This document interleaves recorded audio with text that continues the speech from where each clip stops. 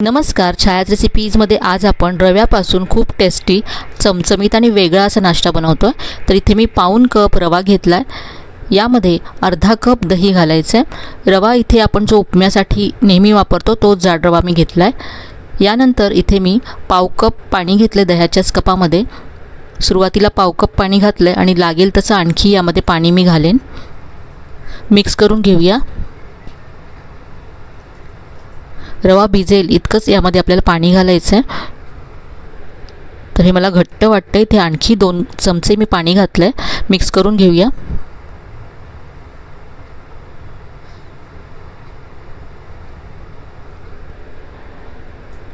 तर हे असं आहे पहा।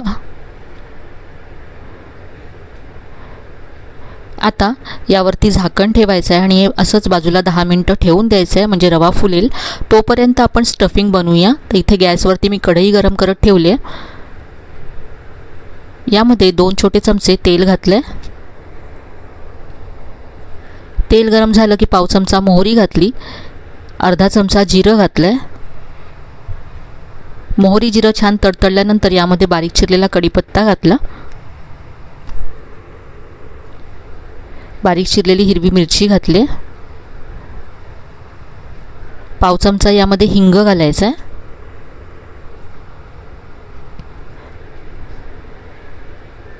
इथे आता मी आलं आणि लसूण घालते। अर्धा इंच आलं आणि 4 ते 5 लसणाच्या पाकळ्या किसून इथे घातल्यात मी। आता सगळं 1 मिनिट तेलावरती परतून घ्यायचं आहे।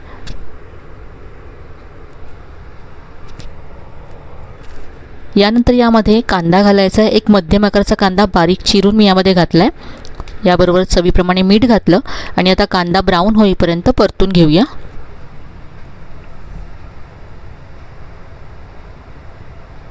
कांदा इथे ब्राऊन झाला। आता यामध्ये आपण मसाले घालू। तर इथे मी लाल तिखट घातलं आहे। आपण हिरवी मिरची सुद्धा घातली, त्यामुळे लाल तिखट तुमच्या चवीप्रमाणे इथे कमी जास्त करा।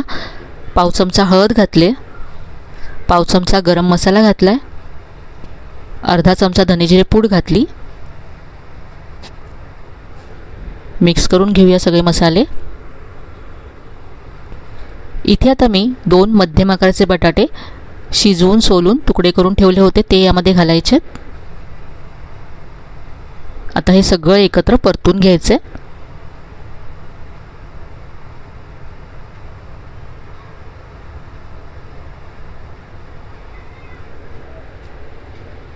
बटाटे असे कुस्करून घ्यायचे सगळे। तर अगदी मस्त असं चटपटीत आपलं स्टफिंग तयार आहे। वरून थोडीशी कोथिंबीर घातली आणि आता गॅस बंद करायचा आहे। गॅस बंद केल्यानंतर वरून अर्धा चमचा लिंबाचा रस घातला आहे।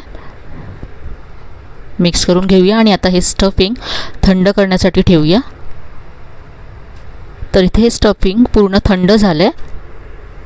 आता याचे आपल्याला छोटे छोटे बॉल्स तयार करून घ्यायचे। तर असे छोटे इथे पहा बॉल्स तयार केलेत मी।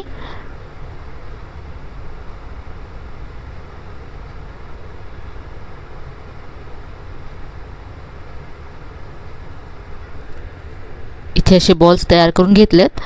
हे बाजूला ठेवूया आणि हे जे आपण रवा भिजत ठेवला होता तो घेऊया। तर इथे रवा छान फुलला आहे आणि हे घट्ट झालं आहे। तर यामध्ये आणखी थोडंसं पाणी घालावं लागेल। तर इथे मी 2 चमचे पाणी घातलं। यामध्ये पाणी घातल्यानंतर हे असं विस्करने बीट करून घ्यायचं आहे, कारण इथे मी जाड रवा वापरला आहे, त्यामुळे पाणी, दही आणि रवा छान एकजीव होण्यासाठी असं फेटून घ्यायचं 2 ते 3 मिनिटं। तुम्ही जर बारीक रवा वापरत असाल तर असं फेटण्याची गरज नाही आहे।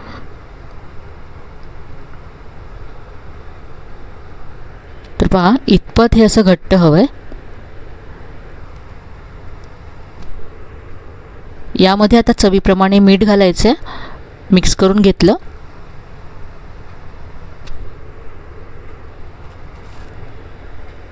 इथे आता मी अर्धा चमचा इनो घातला आहे। इनोवरती थोडंसं पाणी घालायचं आहे, मिक्स करून घ्यायचं आहे। हे करत असतानाच मी गॅसवरती आप्पे पात्र गरम करत ठेवलं आहे।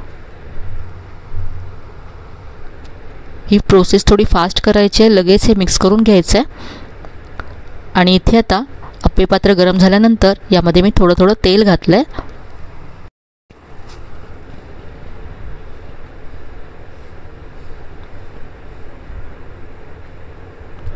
आता यामध्ये पीठ घालायचं आहे, अर्धवट घालायचं आहे, अर्ध भरून घ्यायचं आहे. यानंतर आपण जे बॉल्स बनवलेत त्यातला एक बॉल्स ठेवला इथे मी बॉल, आणि त्याच्यावरती पुन्हा थोडंसं पीठ घालायचं आहे.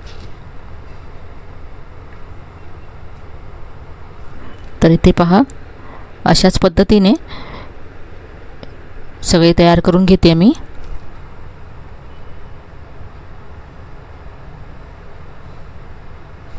तुमच्याकडे जर अप्पे पात्र नसेल तर तुम्ही हे कसं करू शकता ते मी पुढे व्हिडिओमध्ये तुम्हाला सांगते. इथे झाकून 2 ते 3 मिनटं एका बाजूने हे अप्पे आपल्याला भाजून घ्यायचे आहेत. तर इथे साधारण 3 मिनटं झालेत. आपण हे उलटून घेऊया.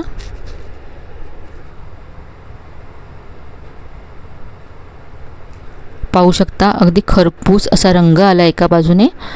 सगळे अप्पे इथे मी आता उलटून घेतलेत. पुन्हा झाकण ठेवूया. त्याआधी इथे मी थोडंसं तेल घालते.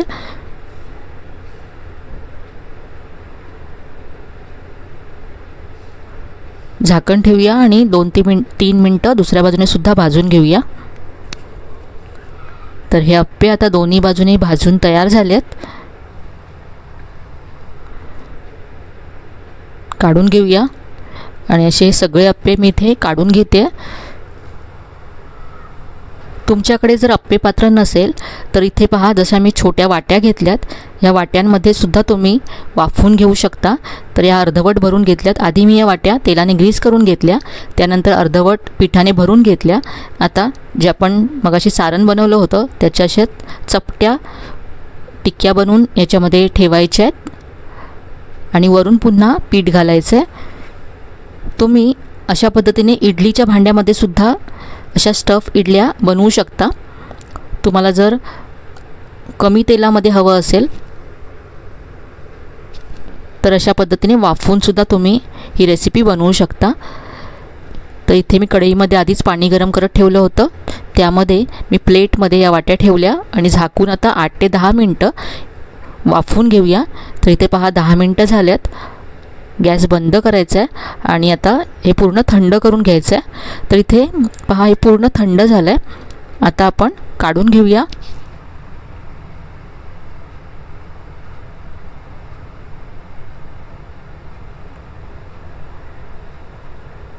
अगदी सहज निघून येतं हे पहा. दिसायला हा नाश्ता खूपच मस्त दिसतो आणि चवीला सुद्धा खूप छान आहे. याबरोबर तुम्हाला चटणीची सुद्धा गरज नाही आहे. टोमॅटो केचप बरोबर सुद्धा खूप मस्त लागतं हे. तर हे आपले स्टफ इडली किंवा स्टफ अप्पे नक्की करून पहा.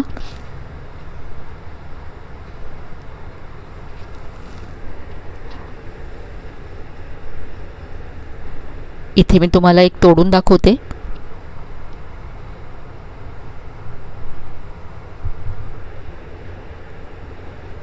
तर आजची ही रेसिपी तुम्हाला नक्कीच आवडली असेल. रेसिपी कशी वाटली कमेंटमध्ये कळवायला विसरू नका. रेसिपी आवडली असेल तर व्हिडिओला लाईक करा, शेअर करा. चॅनलला अजून सबस्क्राईब केलं नसेल तर नक्की सबस्क्राईब करा. चला तर मग पुन्हा भेटूया अशा छान छान आणि नवीन नवीन रेसिपीसह. तोपर्यंत धन्यवाद.